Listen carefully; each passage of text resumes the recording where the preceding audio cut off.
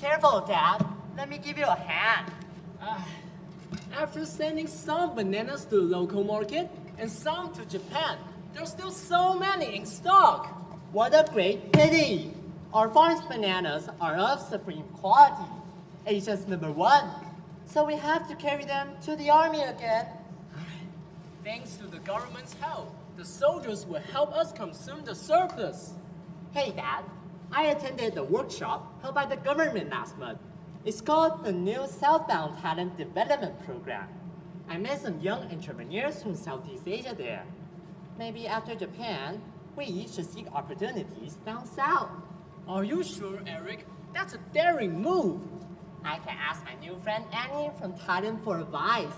She invited me to visit her anytime.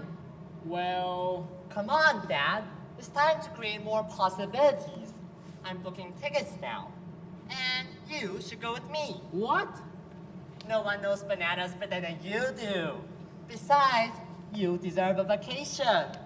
Okay, for the sake of my bananas, Thailand, here we come. Woohoo!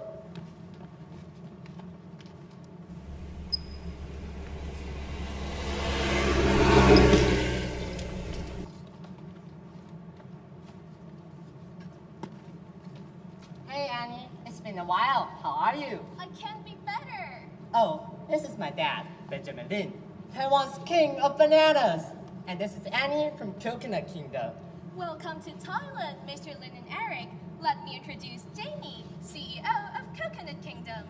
Sawadika, glad to meet you. Mr. Lin and Eric are experts at growing bananas from Taiwan.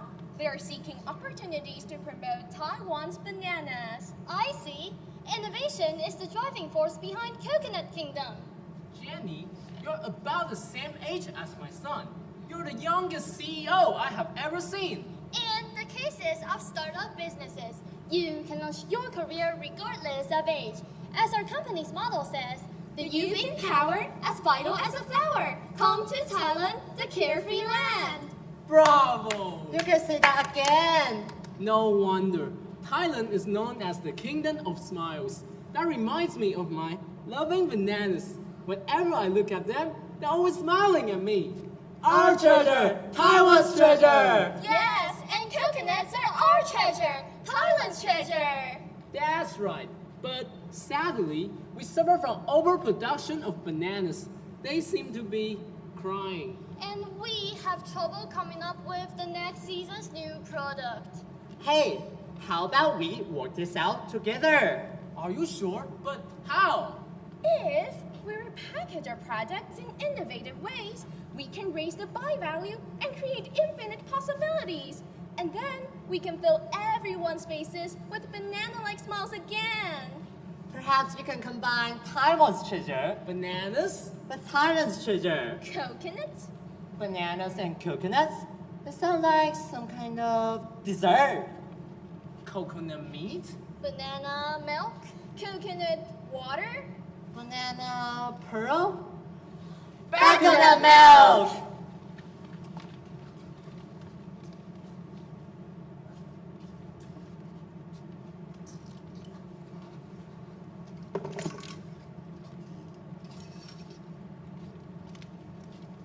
Three more drops of banana extract. One more cup of coconut meat.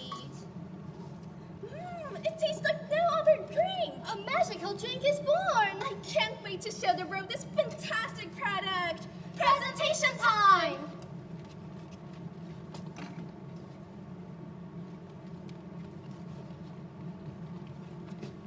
Ladies and gentlemen, today we're presenting you with a revolutionary beverage, the star of drinks, coconut milk.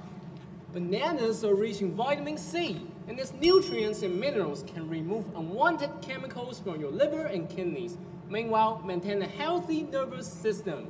And coconuts build muscles and help reduce fat. Coconut milk perfectly interprets the combination of two products, the friendship between two countries, and the integration of two cultures. Thanks to the international cooperation, we are able to know each other better, having a new vision of the world. The true treasure would be not only the magnificent coconut milk, but also the most important ingredient in its recipe, which is joint effort and our everlasting friendship.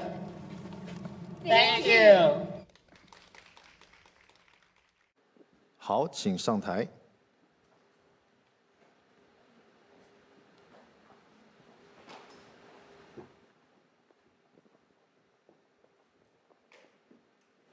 计时开始。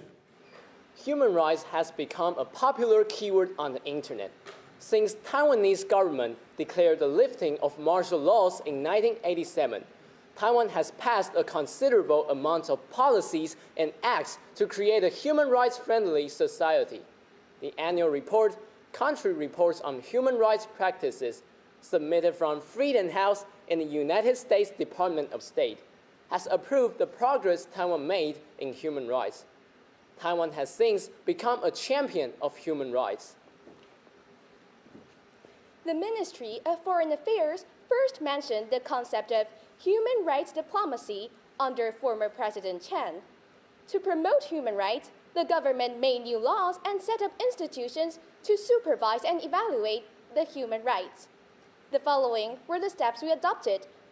First, the government set up associations for human rights, and then legislated the International Bill of Human Rights, making it a domestic law, which is the so-called the Enforcement Act of ICCPR and ICESCR.